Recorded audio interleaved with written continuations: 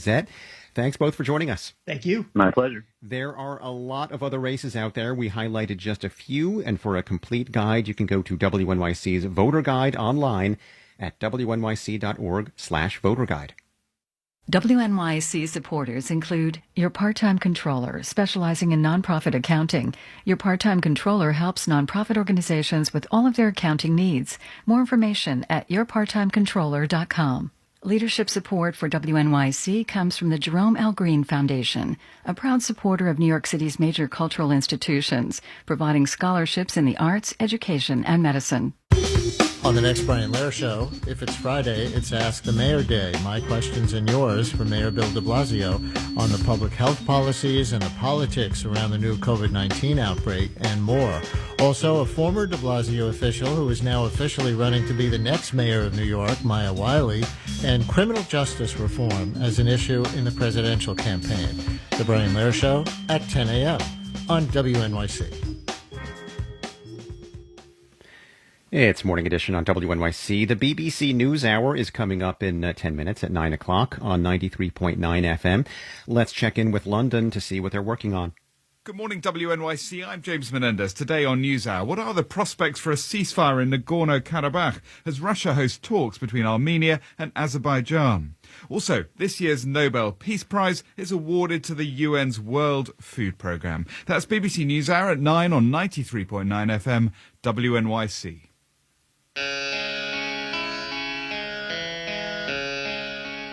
It's John Lennon's birthday. He would have been 80 years old today, and a lot of people are tweeting messages. Ringo Starr says, "I still miss you. Peace and love to Yoko, Sean, and Julian." This is WNYC.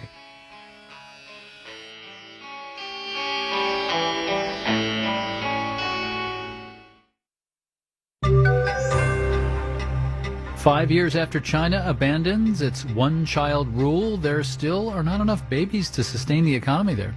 Marketplace Morning Report is supported by TD Ameritrade. You can check out TD Ameritrade Mobile and Thinkorswim Mobile to find the app that matches your investing style. I'm David Brancaccio. The United Nations World Food Programme won the Nobel Peace Prize today. The Nobel Committee said they wanted to highlight the connection between hunger and threats to peace at a time when the ranks of the hungry are growing globally. Marketplace's Nova Safo reports. In awarding the coveted Peace Prize to the UN World Food Programme, the Nobel Committee labeled food security an instrument of peace, essentially telling nations to spend money to fight hunger so they don't have to spend money fighting wars. The award comes just months after the UN warned of a critical shortage of funds for the program as it struggled to meet increased need during the pandemic. The program has warned the number of people in extreme hunger could double to 265 million by the end of the year. The prize also comes amid the Trump administration's repeated criticisms of the UN and plans to withdraw the U.S. from the World Health Organization next year. The World Food Programme is voluntarily funded by governments, corporations, and individuals. The United States is by far its biggest donor, contributing about $2.7 billion so far this year. I'm Nova Safo for Marketplace. Checking markets, S&P and NASDAQ futures are each up 0.5%. The Dow future up 121 points, 0.4%. The price of crude oil has dropped from its highs, although it's still near $41 a barrel after Hurricane Delta forced the closure of more Gulf of Mexico fossil fuel production than at any time in the last 15 years. And we're also thinking of the people on land, especially in Louisiana, who will face the brunt of the storm starting tonight. In the U.S., many restaurants have commandeered sidewalks and parking lots to set up outdoor tables during the pandemic, especially in areas where indoor eating has been formally restricted. The outdoor tables have been a lifeline for restaurants, but it's getting colder, and a new report from Goldman Sachs estimates that winter weather will reduce consumer spending by about 4% in restaurants. Marketplace's Andy Euler reports. Sam Glenn owns Chomp Kitchen and Drinks in Warren, Rhode Island. It's been sunny and warm there lately, but starting next week, we're actually putting a 20 by 50 tent over our beer garden that will be heated with a tent heater to hopefully, buy us a few more months. He'll rent the tent for about $7,000 a month, and he's paying for it with some help from the local government that offered grants to restaurants to weatherproof for the winter. Mike Watley with the National Restaurant Association says Glenn is lucky to find anything. In certain markets, finding heat lamps for outdoors is as difficult now as finding toilet paper was for consumers in March. And even if restaurant owners can find heaters, they also have to pay for the propane. Watley says across the country, outdoor dining is making up roughly half of all restaurant sales. So when winter hits, he says those in colder areas will either have to find a heating solution or could be forced to shut down. I'm Andy Euler for Marketplace. Residents of Flint, Michigan are suing 3 big banks for allegedly contributing to their dangerously contaminated water system. The theory is the banks are in part to blame for underwriting a $200 million municipal bond sale that bought water infrastructure without proper corrosion controls, leading to lead contamination. The banks JP Morgan Chase, Wells Fargo, and Stifel Nicholas. The suit seeks $2 billion in damages. The banks have yet to comment.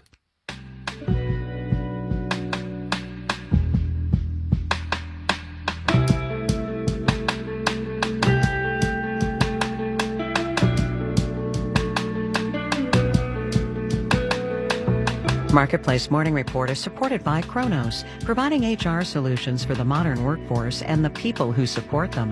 Learn more at kronos.com. And by Constant Contact, with email marketing, websites, online stores, and other resources. Committed to helping small businesses and nonprofits stay connected and do more business online. More at ConstantContact.com. China is the world's second largest economy, but there are worries it won't be able to sustain growth for many reasons, including a workforce that is shrinking over time. 5 years ago this month, China announced it would abolish its policy banning people from having more than one child. 2 are permitted now. The baby boom did not last, in part because of the cost of raising kids. Marketplace's China correspondent Jennifer Pack spoke to one family in the eastern province of Zhejiang.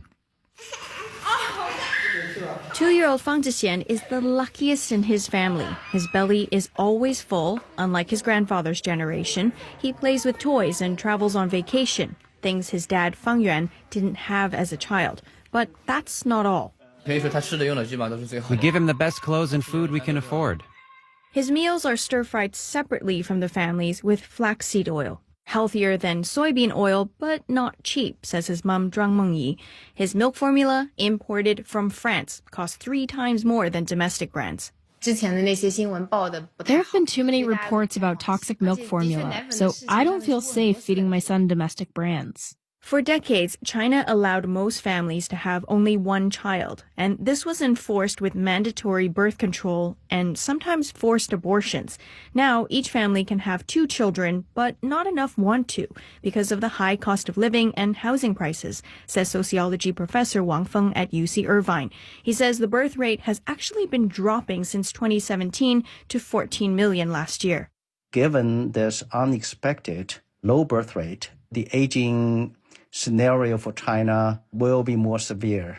Meaning not enough young taxpayers will fund pensions for retirees. And a smaller workforce also stunts economic growth. Again, Professor Wang Feng.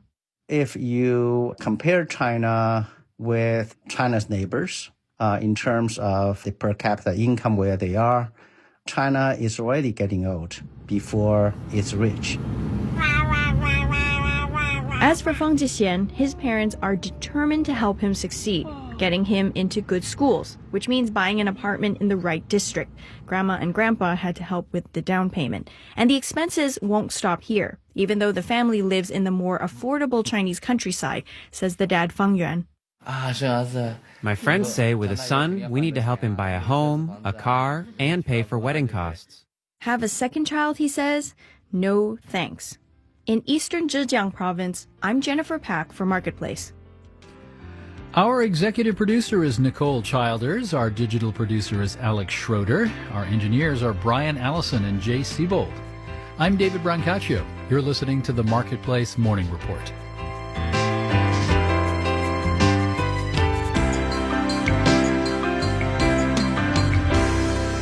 From APM, American Public Media. Support for WNYC comes from Hospital for Special Surgery. From diagnosis to treatment, the spine specialists at HSS provide comprehensive care for all types of back and neck pain. Most major insurance plans accepted.